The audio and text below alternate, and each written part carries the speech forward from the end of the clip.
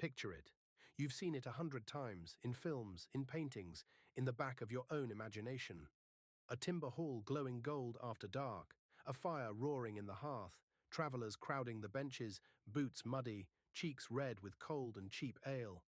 And you, the owner, standing behind the counter, watching silver pennies land in your palm, one after another, clink, clink, clink, like rain on a good roof. Everyone drinks, everyone pays. And you get rich, slowly, warmly, while the world outside freezes. That's the story. That's the version we've all been sold, the tavern as a cozy little money machine. Pour the ale, count the coins, retire fat and happy. Now let me show you a single document that sets that entire fantasy on fire. It's a surviving travel account from late medieval England.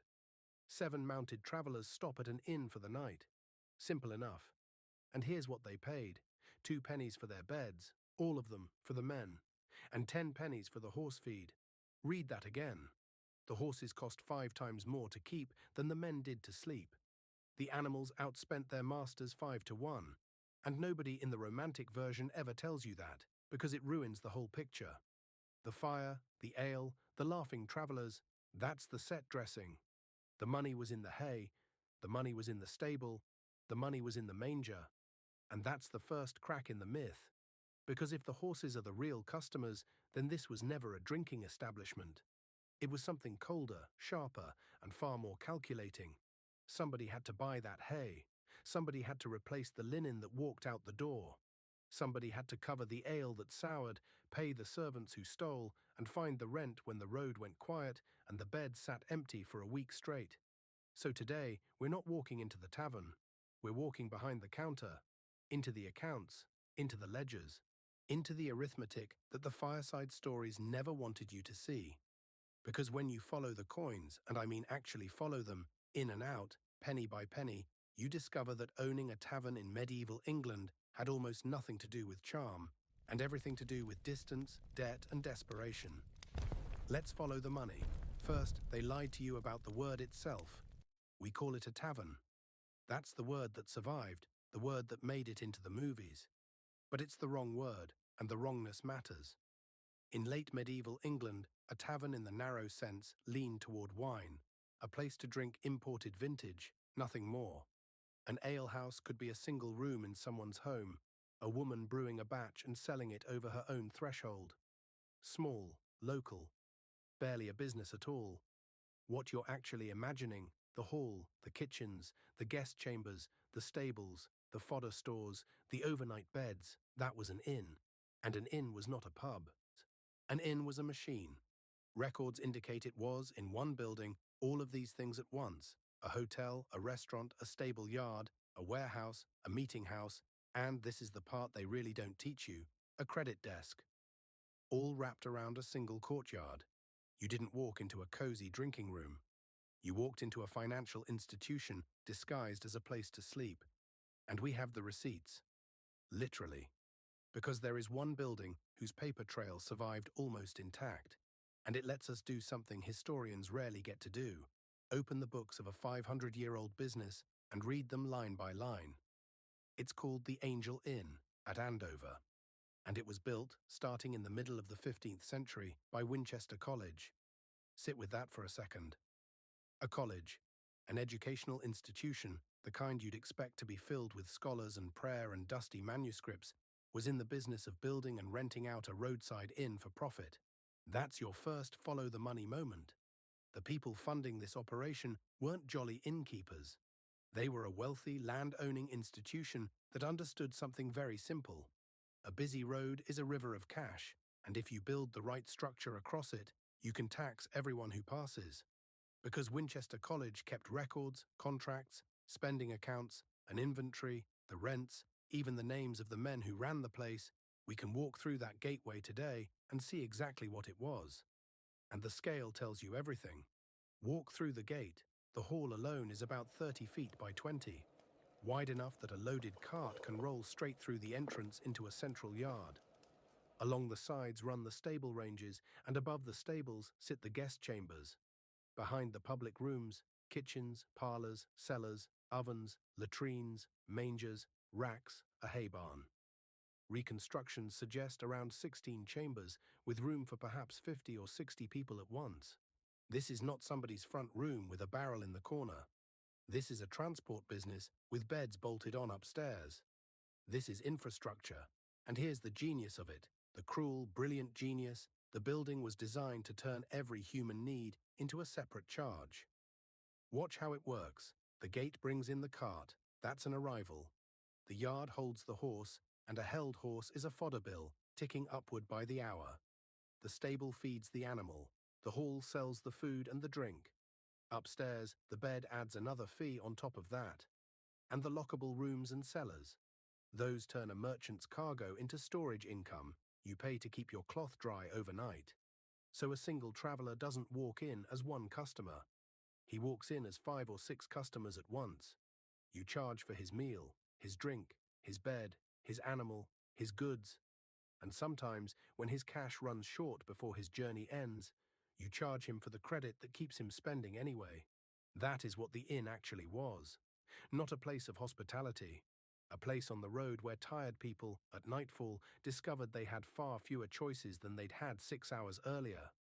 The building was engineered to convert their exhaustion, their hunger, their cold, and their fear of the dark road into a line of charges in your book. The ale was never the product. The ale just got them through the door. Now, before a single penny of that ever reaches your hand, somebody has to build this place. And here's where the myth of the little tavern owner collapses completely. The Angel appears to have cost about £400 to construct. The carpentry contract alone, just the woodwork, came to £90. Those numbers look small. That's the trap of medieval money. It's written in symbols we half recognize, so our brains file it under not much. But watch what happens when you translate it into something human. £1 held 240 pennies. So £400 wasn't 400 of anything you'd recognize, it was 96,000 silver pennies. 96,000. Now put that against a real wage. The skilled carpenter in the historian's comparison earned about 5 pence a day. Divide 96,000 by 5 and you get 19,200 days of skilled labor. At roughly 260 working days in a year, that building represents almost 74 years of one carpenter's entire working life. 74 years. To build one inn. A man could work from boyhood to the grave and never earn what it cost to raise those walls. That is not a business a peasant opens with a dream and a barrel. This is capital on a scale that only an institution, a college, a wealthy landlord, an entity that could afford to wait decades for a return, could ever put on the table. Which is exactly why they did. The rich built the machine, and then they looked around for someone else to carry the risk of running it. That someone is you. Because here's the deal they offer you, and it's a deal designed to look generous while quietly loading every danger onto your shoulders. You don't pay the £400, you don't own the walls, the timber, the yard, or the land. Winchester College owns all of that. They bought an asset that will earn them rent for decades, patiently, safely, no matter what happens inside. You come in as a tenant. You rent the chance to make money within their walls. It sounds like a break. It isn't. It's the oldest arrangement in the book, the one you'll see echoed straight through to modern finance, the one that reads privatize the profit, socialize the risk. Except here it's reversed and sharpened. The landlord keeps the safe asset and hands you the operating knife, because you still have to turn an empty shell into a working inn by tomorrow morning. The guest rooms need frames, mattresses, sheets, blankets, and spares for every single thing that will be torn, stained, stolen, or worn thin, because all of it will be. The hall needs tables, benches, cups, serving vessels, cooking gear. The stable needs straw, hay, oats, racks, tools, buckets. And then, before one guest arrives, you need opening stock. Malted grain, ale, beer, wine, bread, meat, fish, cheese, salt, candles, firewood, fodder. Some of it spoils. Some of it feeds your own household. And some of it, quietly, leaves in a servant's apron or a traveler's bag, and you never see it again. You also need cash. Not to spend, cash that just sits there, doing nothing, waiting for the day something goes wrong. Because a merchant will ask to settle after market day, a regular will run a tab, a supplier will refuse to unload his cart, until you pay him in coin right now. On paper, you can be profitable, genuinely, provably profitable, and still find yourself standing in your own yard, unable to buy tomorrow's bread. And over all of it hangs the one charge that never ever forgives you. The rent, early rent at the Angel, was about £8 a year. That's 1,920 pennies. That's roughly 384 carpenter days, nearly a year and a half of a skilled man's cash wages, owed every single year, in good times and bad. And the rent does not care. It does not care about empty beds, or a weak harvest, or a washed-out road, or a town fair that got cancelled. £8 is still £8. It arrives on schedule, with the patience of a thing that knows it will always, eventually be paid, by you or by the man who replaces you when you fail.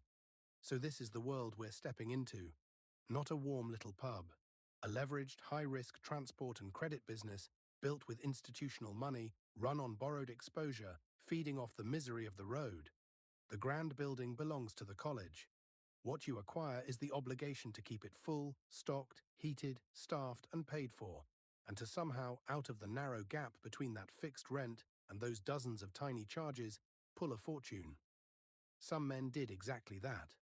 One of them will end up in Parliament, and we're going to follow every coin of how he got there. But to understand how it was done, we have to stop looking at the fire and start looking at the ledger. Because the real story of the medieval tavern was never told in ale. It was told in arithmetic. And the numbers, as you're about to see, are ruthless. Everyone thinks an inn made its money selling drinks. Forget the drinks. If you want to understand this business, actually understand it, you have to follow the grain. Because grain is where the money comes from, and grain is where the money dies. And by the end of this, you'll see that the innkeeper wasn't really selling hospitality at all. He was running a bet. A bet on the harvest, on the road, and on human beings paying him back. Let's open the books. Start with the fixed costs, because they never move and they never forgive. We said the rent at the Angel was about £8 a year. That's your anchor, the number chained to your ankle. But rent is only the beginning of the fixed weight, because a large inn is not run by one cheerful owner behind a jug. That's another lie the fireside story tells you. A large inn is run by a household, and usually a tired, overworked, resentful one. Here's how the labor actually stacked up, and watch closely, because this is where most modern people misread the entire business. Your spouse might handle the stores, the accounts, the brewing, the food, the servants, possibly all five at once.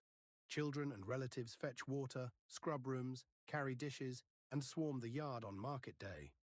This is family labor, and family labor is the trick that keeps the whole thing standing, because it keeps your cash wage bill low. You're not paying your wife a market salary. You're not paying your cousin. They eat, they sleep under your roof, they wear clothes you provide, and they take whatever income survives at the end of the year, which is often nothing. And here's the danger buried inside that. A modern accountant, looking at these books, sees a fat operating margin. Look how little he spent on wages, they say. Look at the profit. But that profit is an illusion. It's not profit. It's the unpaid labor of an entire family, dressed up as a surplus. The margin looks healthy because nobody's being paid what they're worth. The inn ran on exhaustion, and the exhaustion never showed up as a cost. Remember that, because everyone who tells you medieval innkeeping was lucrative is quietly counting free family labor as pure gain. But you can't run the whole place on relatives. Outside labor still costs coin. Broad wage benchmarks put a male laborer at around 3p a day near the year 1400, rising closer to 4p by 1500. Women who did much of the real work typically received between half and three-quarters of male cash wages. Not because they worked less. Records simply show that's what the system paid them, and their food, clothing, and lodging make any clean comparison difficult. The gap was just built in. And someone has to brew. In earlier medieval communities, women performed much of England's ale production. Brewing was, for generations, women's work, done at home, sold locally. But historians note that as the business got bigger and more commercial, it increasingly passed into the hands of better capitalized operators, men with money, moving in on what had been a woman's trade the moment it became profitable at scale. Follow the money, and you'll find that pattern everywhere. The small do the work, The capitalized take the business. Still, somebody has to malt, mash, heat, cool, ferment, move, store, and serve the drink. Every step is labor. Every step is a chance to lose a batch. And the stable needs someone genuinely competent, because a careless hostler can waste your oats, lose your tack, injure an animal, or start a fight worth more than a week of ale sales. Guests will forgive a lumpy mattress. They will never forgive a valuable horse leaving your yard lame. One ruined animal, and your name travels down the road faster than any good review ever could. So already, before we've sold a single cup, your foundation is this: a crushing fixed rent, a household worked to the bone, and a payroll of underpaid outsiders who can bankrupt you with one mistake. That's the ground you're standing on. Now let's bring in the thing that decides whether you live or die. Grain. Everything begins with grain, and grain touches everything. Think about what grain actually is inside your walls. It's the bread on the table. It's the ale in the cup, because ale is just liquid grain. It's the oats in the manger, the horse bread you sell to travelers for their animals. Grain is your food, your drink, and your fodder, all at once. It is the single input that feeds every revenue stream you have, which means your entire business is chained to one number you cannot control: the price of grain. And medieval grain prices did not behave. They lurched. A good harvest and grain was cheap, your costs low, your margins fat. A bad harvest, a wet summer, an early frost, a blight, and the price could double, triple, spike into famine territory. Historians' records of medieval England show harvest failures arriving not as rare disasters, but as a recurring feature of life, sometimes several bad years clustering together. Now understand the trap that creates. When grain gets expensive, all your costs rise at once: bread, ale, fodder, every stream, because they all trace back to the same crop. But your prices, you can't just triple what you charge the exhausted traveler at your gate. There's a limit to what the road will bear. So in a bad grain year, your costs explode and your revenue can't follow. The gap opens under you like a trapdoor. And here's the truly vicious part.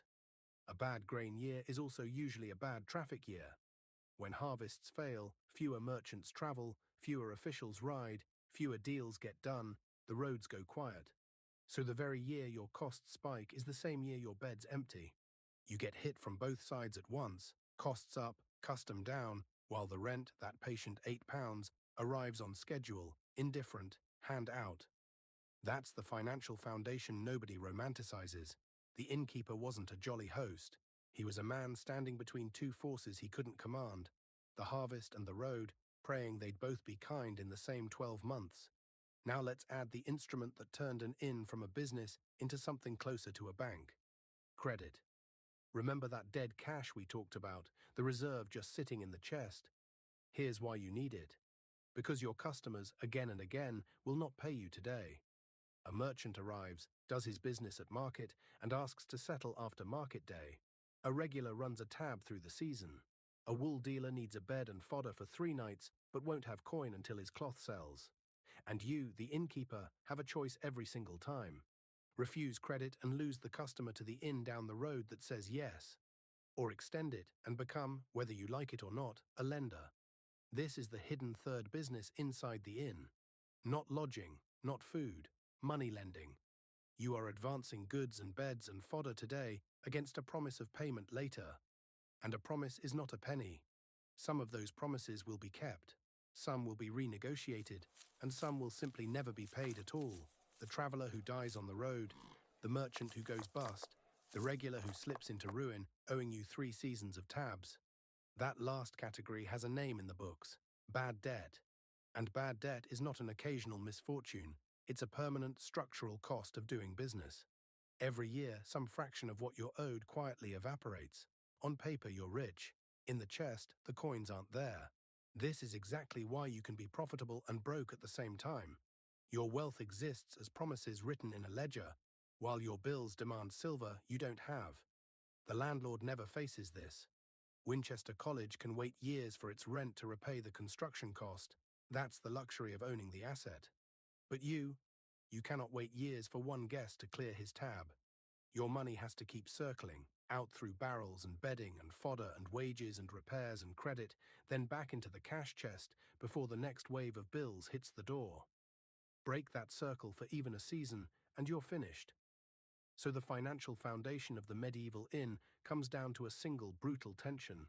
On one side, fixed, merciless costs, rent, fuel, the household, the payroll, that arrive no matter what. On the other, revenue that depends entirely on things you don't control, the harvest, the traffic on the road, and whether human beings honor their debts. Your entire fortune lives in the narrow, shifting gap between those two forces. Let's make it concrete, because this is where the myth finally shatters for good. Run the inn at full tilt, a busy road, a strong year, travelers pouring through the gate, and after you subtract provisions, rent, hired help, fuel, repairs, linen, spoilage, fines, and bad debt, the surplus lands around £20. £20. That's real money, 2.5 times the annual rent, a full season's income for several labourers. With £20, you can buy stock in bulk, survive the slow payers, fix problems before they fester, and start pulling away from the competitors living week to week. But, and hold on to this, that £20 is not modern net profit. It does not pay a real market wage to you, to your spouse, or to the relatives breaking their backs in the yard. It ignores financing costs. It ignores catastrophe. A huge chunk of that profit is really just delayed compensation for an entire household's unpaid labor. Strip that out honestly, and the fortune shrinks fast. That's the good year. Now drop to an ordinary one, 10 travelers a day instead of a crowd, and revenue falls to about £59. After every cost, perhaps £7 remains. £7. Still something. It can build inventory, fund a little lending, buy livestock. But it is not a cushion. One serious roof repair, one wave of bad debts, one expensive grain season, and that £7 vanishes entirely. And the bad year? We'll open that trapdoor next, and I promise you, the number is worse than you're imagining. Because the whole cruel mathematics of this business is about to reveal itself. Costs, it turns out, do not fall as fast as customers do, and that single fact is what destroyed men. The foundation is laid, the rent is fixed, the grain is a gamble, the debts are a bet on human decency. Now let's find out who pulled the trigger, the specific people, the specific events, that decided whether an innkeeper rose into wealth or vanished into a line in the landlord's arrears. Every collapse has a trigger, and here's the thing about triggers, they always look small. A wet summer, a quiet week on the road, a merchant who doesn't come back. Nothing that would make a chronicle, nothing a historian would circle in red. But pull the thread, and you find that the fate of an entire inn, the household, the servants, the family, worked to the bone, often turned on a handful of specific events and a handful of specific people. Most of them are invisible in the romantic version. So let's do what the fireside story never does. Let's name them. The first hidden player is the one you'd least suspect. The landlord. We've been treating Winchester College as a passive owner, the institution that built the walls and waits patiently for rent. But look closer, and something colder comes into focus. Because the landlord isn't taking the risk. You are. And that arrangement wasn't an accident. It was the entire design. Think about what the college actually holds. It owns an asset, timber, land, a courtyard on a busy road that will generate £8 a year, decade after decade, in good harvests and bad, in plague years and boom years, whether the beds are full or empty. The college has engineered for itself the one position in this entire economy that carries almost no downside. It cannot fail. The rent is fixed upward, toward them, and every operating catastrophe, the spoiled grain, the lame horse, the unpaid tab, the washed-out road, lands on the tenant. This is the oldest move in the history of money, and you're watching it play out 500 years ago. The party with capital keeps the safe, appreciating asset, and rents out the risk to someone with none. The innkeeper gets the illusion of being his own master. The college gets a guaranteed annuity. And when the tenant fails, and tenants did fail, the college simply finds another one and the machine grinds on. Records of these arrangements show exactly this pattern, operators cycling through, names appearing and vanishing from the accounts, while the property itself sails serenely on. So the first hidden player isn't hidden because he's secret. He's hidden because we've been trained to see him as a benign background figure, the nice institution that built the inn. Follow the money, and he's the one who structured the whole game, so he'd win no matter what happened to you. The second hidden player is the harvest, but not the way you think. We said grain was a gamble, but a gamble implies chance, and chance implies fairness. What actually happened in a bad grain year was far less fair than that. Because when the harvest failed, it didn't hurt everyone equally. It sorted people, and it sorted them by capital. Here's the mechanism. A poor harvest sends grain prices soaring. Now who survives that? Not the small operator living week to week, buying grain in tiny amounts at the worst possible price, unable to store, unable to wait. He gets crushed. But the innkeeper with reserves, the one with £20 in the chest from a good year, he can buy in bulk before prices peak. He can hold stock. He can lend grain to the desperate at hard terms. He can even profit from the very crisis that destroys his neighbor. That's the ugly secret of the bad harvest. It wasn't a natural disaster that fell on everyone. It was a filter that transferred wealth upward, from the undercapitalized to the well-capitalized, from the small to the large. Historians studying medieval commercial life note exactly this consolidation. The moment a trade became genuinely profitable or genuinely stressed, it drifted into the hands of better capitalized operators. The crisis didn't level the playing field, it steepened it. So when you hear that a harvest failure caused hardship, ask the follow-the-money question: hardship for whom, and opportunity for whom? Because the same failed harvest that emptied one man's inn filled another man's chest.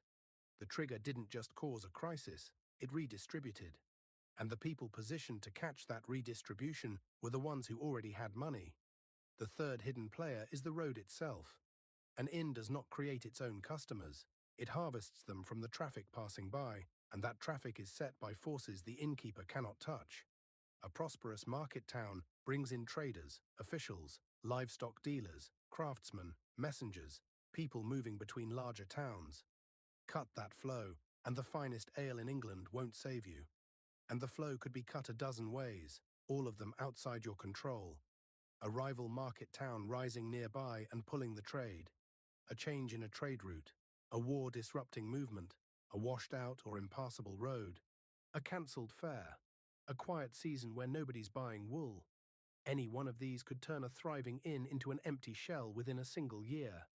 And none of them were the innkeeper's fault, and none of them cared whose fault they were. This is what makes the inn such a merciless business.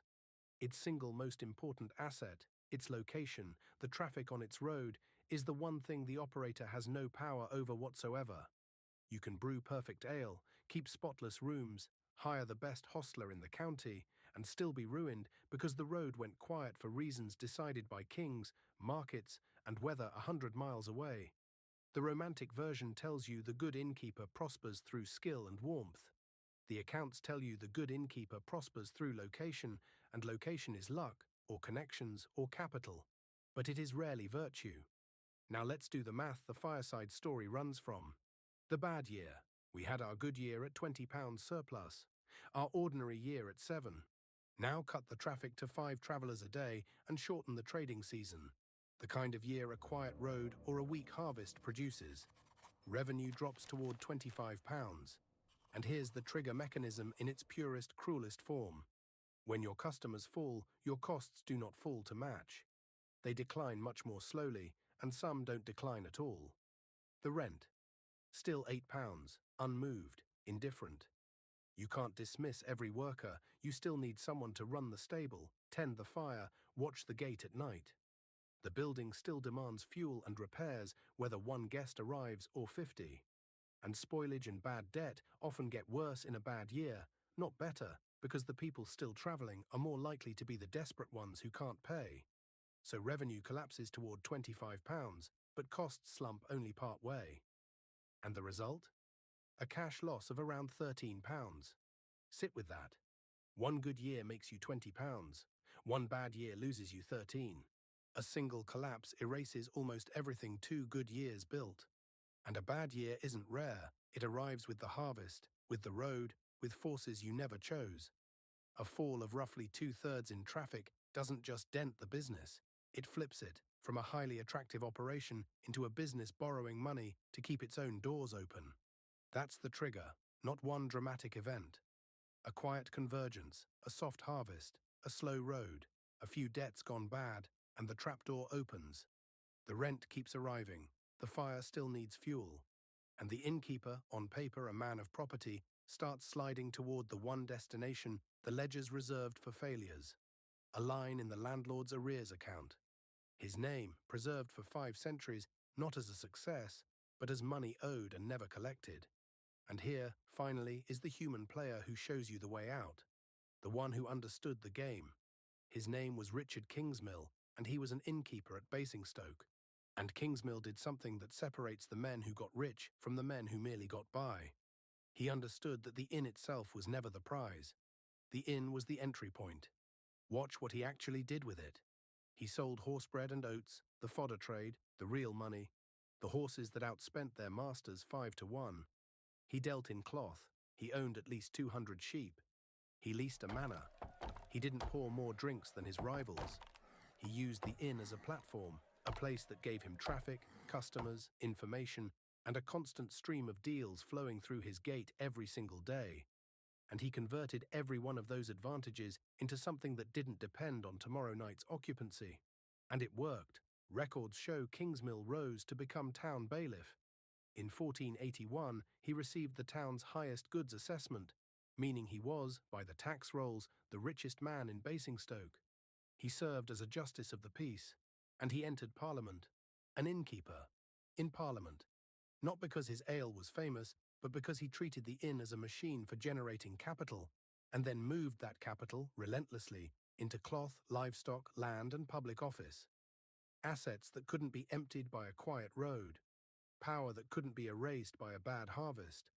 That's the whole secret, laid bare in one man's life. The innkeeper who stayed an innkeeper stayed exposed to the harvest, the road, the debts, the merciless rent. The innkeeper who used the inn to escape the inn, to buy sheep, lease manors, deal in cloth, buy his way into office, he's the one whose name survives on the winning side of history. Kingsmill didn't beat the game. He climbed out of it, using the inn as a ladder, and then pulled the ladder up behind him. So the trigger was never a single villain or a single storm.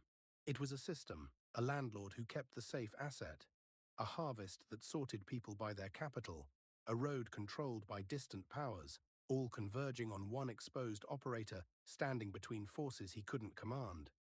And the difference between the man who rose and the man who drowned wasn't luck or virtue or the quality of his beer. It was whether he understood, early enough, what the inn actually was. Now we're going to watch the human cost of getting it wrong. What happened to the households, the servants, the families, when the trigger fired and the trapdoor finally opened? Because behind every line in that arrears account was a real person who thought, right up until the end, that they were simply running a cozy little tavern. They weren't, and the reckoning was brutal. We've done the arithmetic from a safe distance. £20 up, £13 down, rent that never moves. Clean numbers on a clean page. But numbers are anesthetic. They let you look at ruin without feeling it. So now I want to take the anesthetic away.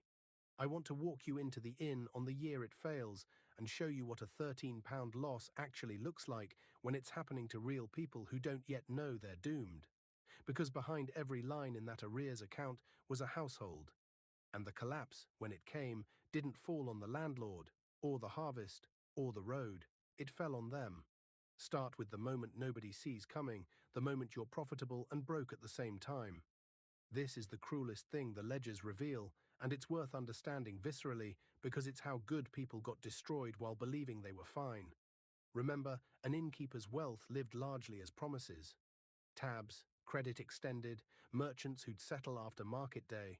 On paper, in the book, the innkeeper is owed money, and the book says he's solvent, even prosperous. But the book can't buy bread. Picture the season turning. The road's been quieter than usual, nothing dramatic, just fewer carts through the gate. The merchant who owed you for 3 nights hasn't come back through. The regular with the long tab is himself struggling, and every time you see him, you both look away.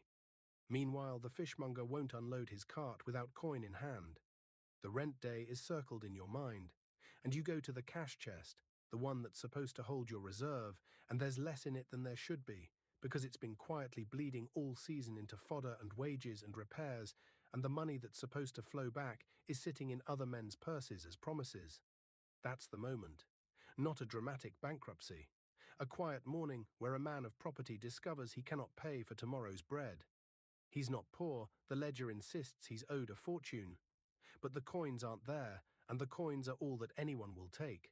This is where the circle we talked about, money flowing out and back, finally breaks. And once it breaks, everything downstream breaks with it.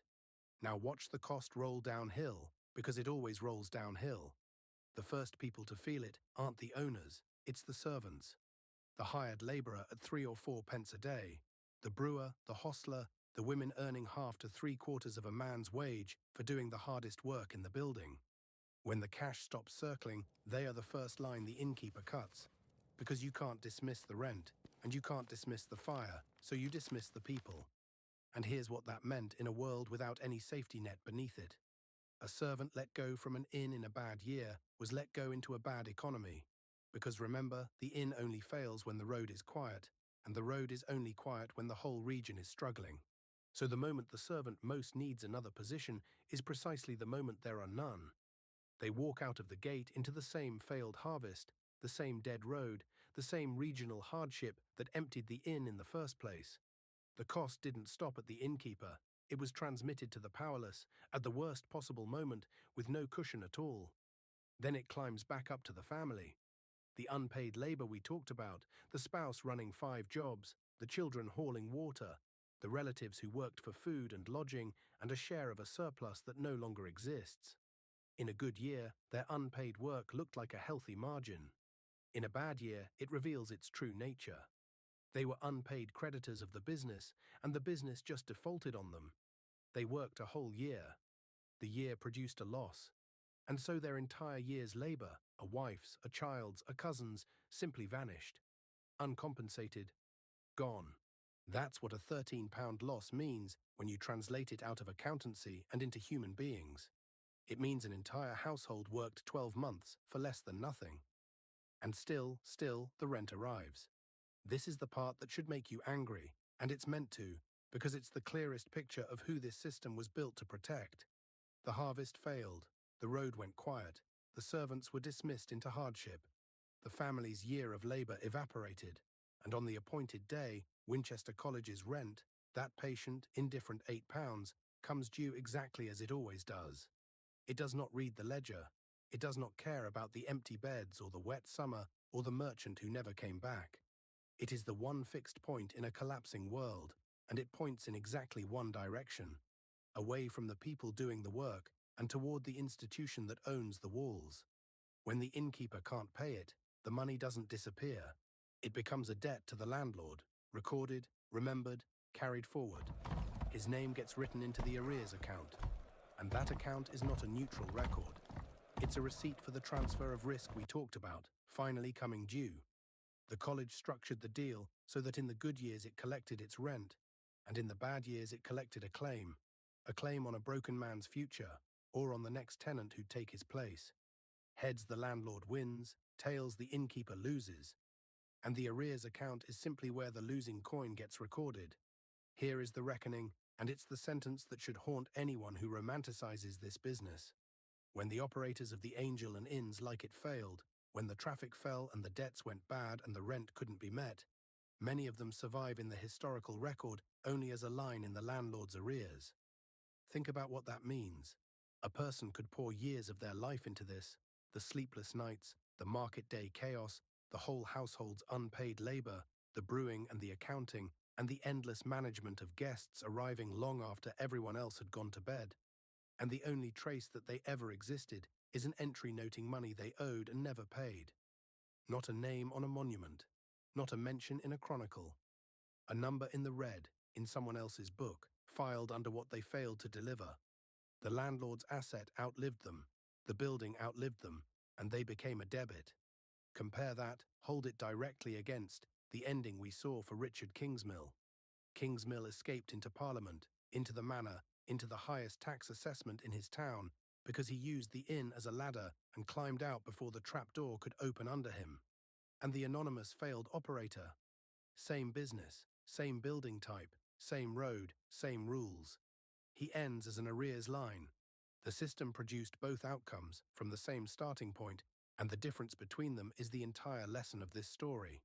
The inn didn't reward the kindest host or the finest brewer. It rewarded whoever understood the trap and moved their money to safety in time, and it quietly buried everyone who didn't. And now the sharpest cut of all. The traveler was never the victim. The traveler was the prey. Let's go back to where we started, the exhausted man at the gate at nightfall. We now understand what he was walking into. He arrives after a long day, cold, hungry, his horse spent, the light failing, and the entire building has been engineered to meet him at his weakest. 6 hours earlier, on the open road, he had choices. He could push on, negotiate, compare. By the time he reaches your gate in the dark, those choices are gone. He is tired, he is far from home, and he has, as we said, fewer alternatives than he did 6 hours ago. That's not hospitality. That's a market built around distance, deliberately harvesting people at the exact moment their bargaining power hits zero. The warmth, the fire, the glowing hall, that was never generosity. It was the presentation of a service to a captive customer. The inn charged him for his supper, his drink, his bed, his animal, his goods, and sometimes for the credit that kept him spending after his coin ran dry. It monetized his hunger, his cold, his exhaustion, his fear of the dark road, and his need for a little trust until his next payment came. So who paid the true cost of this whole economy? Everyone except the owner of the walls. The traveler paid at the moment of his greatest weakness. The servant paid with dismissal into a dead economy. The family paid with a year of unremembered labor. The failed innkeeper paid with his name, reduced to a line of debt. And Winchester College, the institution that built the machine and rented out the risk, collected in every single year, from every single one of them, and never once stood in the yard at dawn, wondering how to buy bread.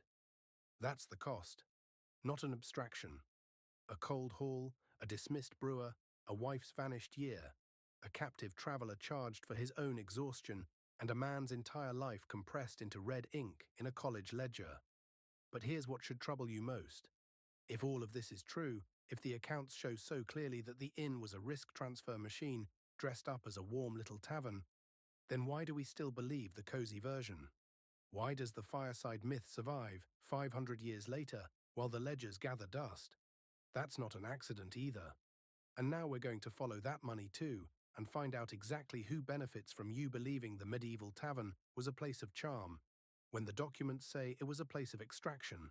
So here's the question that should be bothering you by now. We have the accounts, we have the rent rolls, the construction contracts, the inventories, the arrears.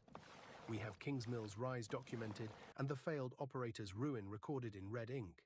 The evidence that the medieval inn was a risk transfer machine, not a cozy tavern, has been sitting in the archives for 5 centuries. So why does nobody know this? Why does the warm, glowing silver pennies version still dominate every film, every painting, every childhood image we carry? Somebody chose the myth over the ledger. And the question, the real follow-the-money question is, who benefits from that choice? Let's find out. First, understand that the myth isn't a lie. It's something more useful than a lie. It's a selective truth. The fire was real. The ale was real. The travelers crowding the benches, the timber hall glowing after dark, all of that genuinely happened. Nobody invented it. And that's precisely why the myth is so durable. You can't debunk it by pointing at something false, because every image in it is technically accurate. The trick isn't fabrication. The trick is what gets left out of frame. The romantic version keeps the fire and cuts the account book. It keeps the laughing traveler and cuts the tab he'll never pay. It keeps the innkeeper's smile and cuts the £8 rent chained to his ankle. It keeps the warmth and cuts the dismissed servant walking out into a dead harvest. Every element it shows is real. Everything that would make you uncomfortable is simply outside the picture. And a selective truth is far more powerful than a lie, because it defends itself. The moment you question it, it points at all the real things and says, see, it's all true. This is the first mechanism of the historian's error. Not falsification, framing. choosing which real facts get to be the story and which real facts get to be forgotten. And framing always serves someone. Second, follow the incentives of storytelling itself, because the cozy version simply sells better. Ask yourself which story you'd rather hear at the start of a long evening. The medieval tavern was a warm refuge of firelight and fellowship, or the medieval inn was a leveraged credit operation that harvested exhausted travelers at the point of maximum weakness and transmitted its risk down onto unpaid women and children. One of those is a comfort, the other is an indictment, and comfort travels. For centuries, the people retelling this story, novelists, painters, later the filmmakers, weren't historians auditing accounts. They were entertainers meeting a demand. And the demand was for warmth, nostalgia, a simpler past you could feel cozy about. Nobody buys a painting of a wife's vanished year of labor. Nobody hangs an arrears account over the mantelpiece. So the market for the past selected for the comforting version, generation after generation, the same way a bad harvest selected for the well-capitalized operator. It wasn't a conspiracy, it was a filter, and the filter favored the myth because the myth was more pleasant to consume. But more pleasant is doing quiet, heavy lifting here, because a comforting past is never politically neutral. And that's the third mechanism, and the most important one. Third, and this is the heart of it, a romanticized past legitimizes the present. Think about what the cozy tavern myth quietly teaches. It teaches that commerce was warm, that the man who owned the walls and the man who poured the ale were basically the same jolly figure, that the medieval marketplace was a place of fellowship rather than extraction, that there was no real conflict between the people with capital and the people doing the labor, just good cheer around a shared fire. Now notice what that erases. It erases the landlord who kept the safe asset and rented out the risk. It erases the structural transfer of wealth upward during every crisis. It erases the unpaid family labor mistaken for profit, the servants dismissed into hardship, the traveler charged for his own exhaustion. In other words, the myth erases exactly the mechanisms that still operate today. The party with capital holding the appreciating asset while the operator carries the risk. That didn't end in 1450. Privatized profit and socialized loss didn't end in 1450. Labor uncompensated because it's hidden inside a family or a margin didn't end in 1450. And here is the uncomfortable conclusion. If the medieval past is remembered as cozy, as a warm, conflict-free world of firelight and fellowship, then the arrangements we inherited from it look natural, timeless, benign. But if the medieval past is remembered accurately, as a machine for transferring risk downward and wealth upward, then those same arrangements, still running today, suddenly look like what they are. A choice made by specific people that could have been made differently and still could be. That's who the myth serves, not medieval innkeepers, they're all long dead. It serves the present. A comforting past makes the present feel inevitable. And inevitable is the most valuable word in the entire vocabulary of power, because you cannot resist what you believe could never have been otherwise. So let's put the two versions side by side, plainly, so you can never unsee the gap. The official version says, the medieval tavern was a warm, charming refuge. The innkeeper was a jolly host. Travelers found fellowship by the fire. It was a simpler, cozier world. The documented version says, the medieval inn was a capital-intensive risk machine, built by an institution that kept the safe asset and rented out the danger. It charged travelers at the point of maximum weakness. It ran on the unpaid labor of women and children mistaken for profit. It filtered wealth upward in every crisis. And it left its failed operators as lines of red ink in a landlord's book, while a Kingsmill climbed out into Parliament. Same building, same road, same century, two completely different stories. And notice, the documented version is built entirely from evidence that survived, that anyone can check. The Winchester College accounts, the construction contracts, the inventory, the rent rolls, the arrears, the tax assessment naming Kingsmill the richest man in his town in 1481. It's not the hidden version because the evidence is missing. It's the hidden version because the evidence is inconvenient. That's the historian's error in its purest form.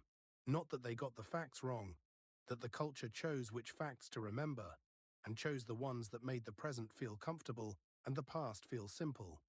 The romance wasn't preserved because it was true.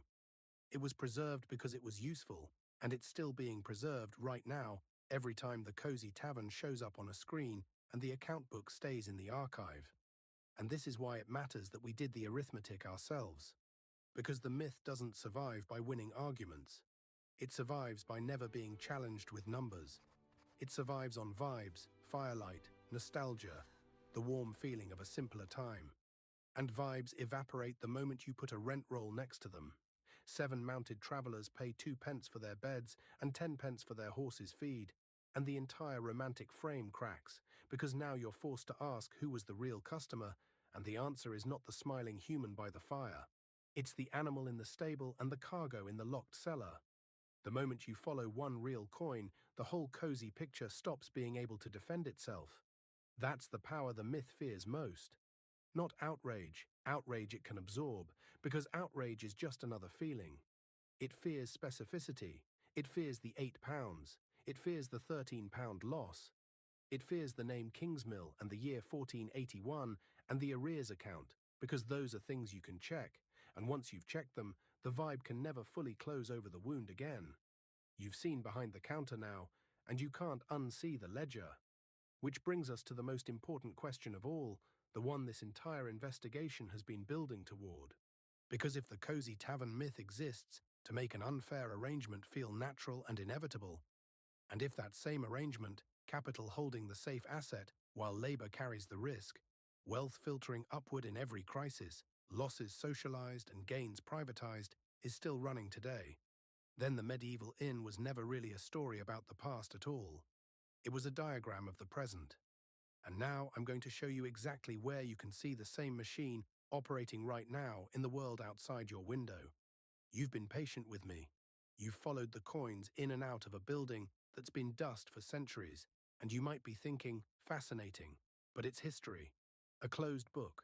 A dead economy. So let me do the one thing that turns this from a curiosity into something you'll feel in your chest. Let me show you that the medieval inn never actually closed. The building fell, the timber rotted, the names faded, but the machine inside it. The machine is still running. It's running around you right now, and once you see its shape, you will not be able to stop seeing it. Let's follow the money one last time, all the way into the present. Start with the oldest move in the story. Keep the safe asset, rent out the risk. Remember Winchester College. It owned the walls, the land, the timber, the thing that appreciated, the thing that couldn't fail, and it rented the operating risk to a tenant who carried every danger the road could throw. Good years, the college collected rent. Bad years, the college collected a claim. It could not lose. Now look at how a vast share of the modern economy is structured. The party with capital holds the appreciating asset, the property, the platform, the brand, the infrastructure, and rents out the operating risk to someone with none.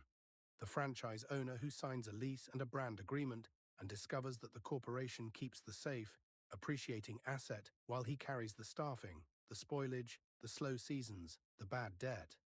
The driver who owns the car, the fuel, the maintenance, the risk of the empty hour, while the platform owns the thing that actually appreciates, the network, the customers, the data, the tenant, the gig worker, the small operator, all standing in the same position as the innkeeper, running the business, carrying the danger, believing they're their own master, while somewhere above them sits a Winchester College, collecting in every kind of year.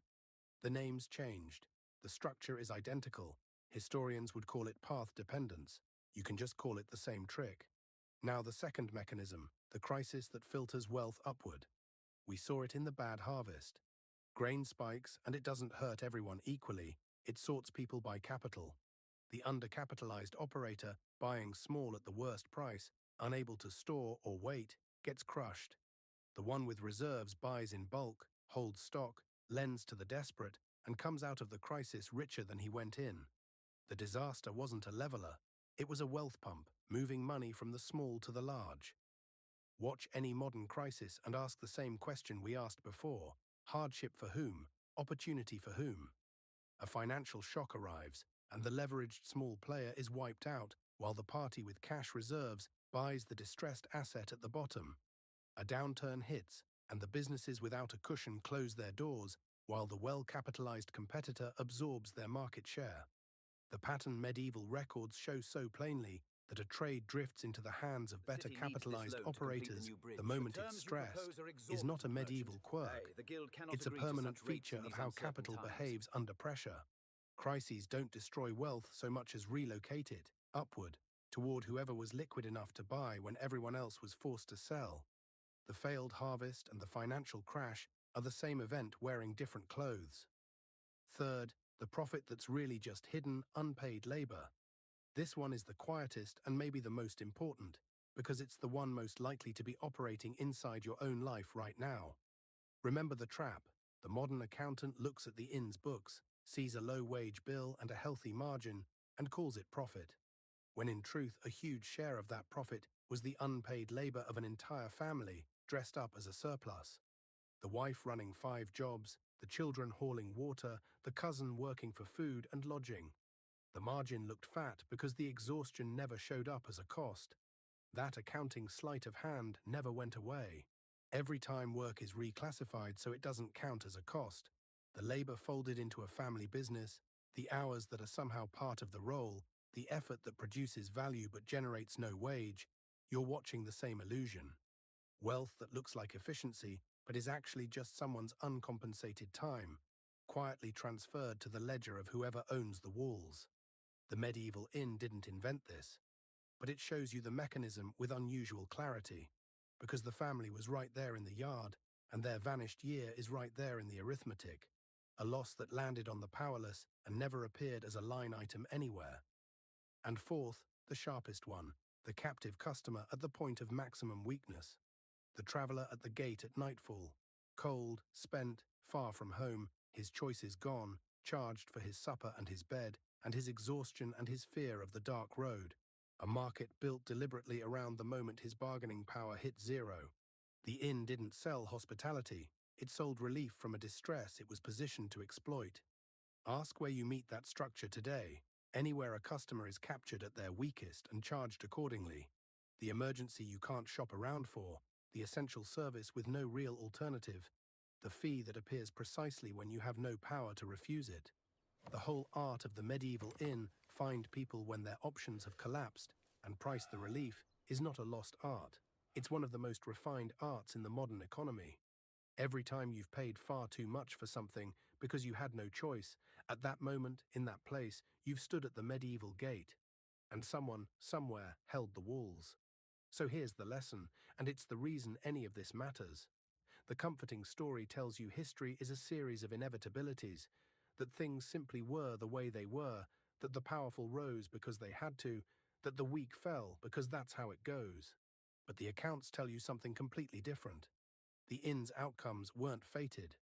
Winchester College chose to structure the lease so the risk fell on the tenant.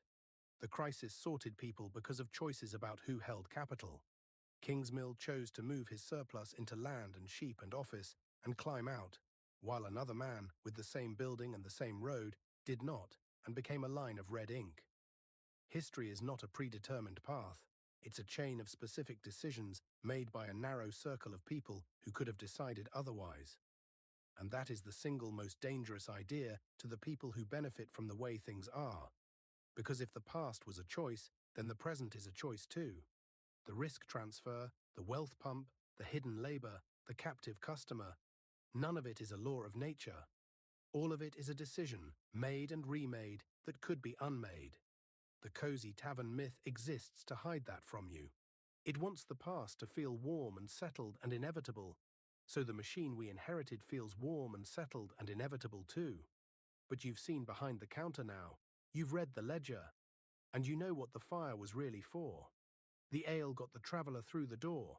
The myth gets us through history without asking who was holding the walls. Stop looking at the fire. Start reading the accounts.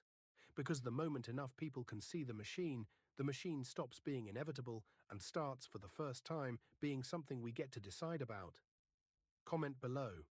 Do you think Winchester College knew exactly what it was doing when it built the Angel and handed the risk to its tenants?